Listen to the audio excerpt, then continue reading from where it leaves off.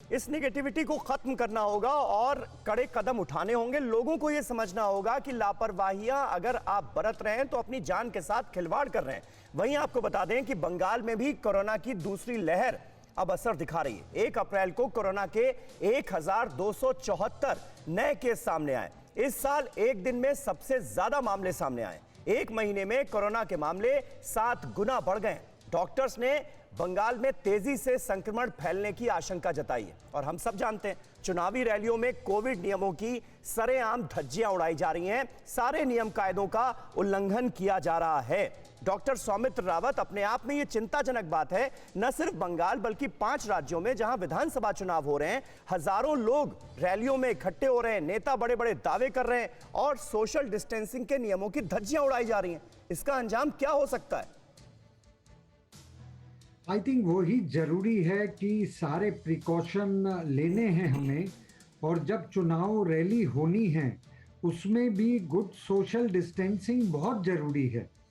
Starting में हम लोग देखते थे कभी भी कोई रैली या मीटिंग होती थी उस समय सोशल डिस्टेंसिंग होती थी, लेकिन लेटली हम लोग देख रहे हैं ये सोशल डिस्टेंसिंग ना के बराबर रह गई है।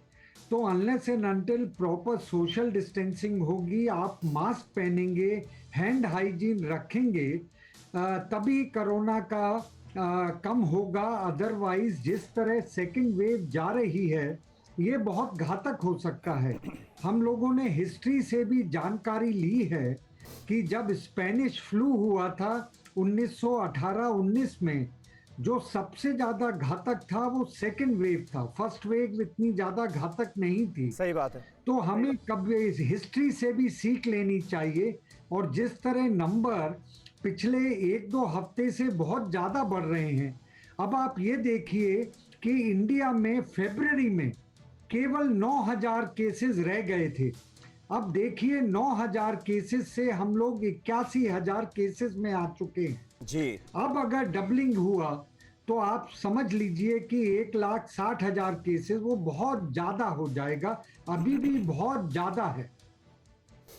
बिल्कुल सही बात है सर, बिल्कुल सही बात है। 81,000 का आंकड़ा जो है वो तो क्रॉस कर ही गया है और आईआईटी के जो एक्सपर्ट्स हैं वो ये कह रहे हैं कि ये आंकड़ा जल्दी 1 लाख को क्रॉस कर सकता है। ऐसे में अब भी हम सावधान नहीं हुए तो हश्र क्या होगा, इसका हम और आप अंदाजा लगा सकते हैं। हिंदुस्तान की तस्वीर हमने आपके सामने रखी और दुनिया में इस वक्त ब्राजील का सबसे बुरा हाल है। 2 दिन में 7,000 से ज्यादा लोगों की मौत हुई है ब्राजील में। 24 घंटे में 3,673 मरीजों की जान ले ली है इस डेडली कोरोना वायरस ने।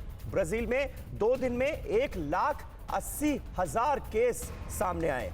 तो ब्राजील के इन आंकड़ों का जिक्र इसलिए जरूरी हो जाता है ताकि हम सावधान हो जाएं इन आंकड़ों को देखने के बाद। डॉक्टर दीपक आचार्य, ब्राजील का आंकड़ा इसीलिए हमने दिखाया कि देखिए कोरोना अभी भी कितना डेडली है, क्योंकि बहुत सारे लोग ये सोचने लगे हैं कि नहीं नहीं अब तो कोरोना उतना मजबूत वायरस रहा नहीं, अब ये हमारा कुछ कर नहीं सकता, इसलिए लापरवाहियां जो हैं वो चलेंगी। बिल्कुल, मैं इतना अमेज होता हूँ। और जिस तरह से सोशल नेटवर्किंग पे लोग अलग अलग तरह के स्टेटमेंट देते हैं कि ये कोई किसी तरह का कोई प्लान्ड कुछ इवेंट है, कुछ ये जबरदस्ती किए जा रहे हैं। लोगों को क्यों समझ नहीं है, क्यों इतना सारा दुनिया का सारा विज्ञान जगत इस चीज को बता रहा है, चीख चीख के चिल्ला रहे हैं, इसके बारे में बताई जा रही है, इसके बारे में खतरनाक एक्सपीरियंसेस लोगों के बताए जा रहे हैं, दिखाए जा रहे हैं, इतने सारे विजुअल्स हमें दिखते हैं। हम डरते क्यों नहीं इन सब चीजों को लेके, हम क्यों इतने लापरवाह हैं? तो मेरे ख्याल से हम सबको ये समझना पड़ेगा, सारे दर्शकों को ये इस बात को समझना पड़ेगा, इसकी गंभीरता समझनी पड़ेगी कि ये वायरस किसी को नहीं बख्शने वाला।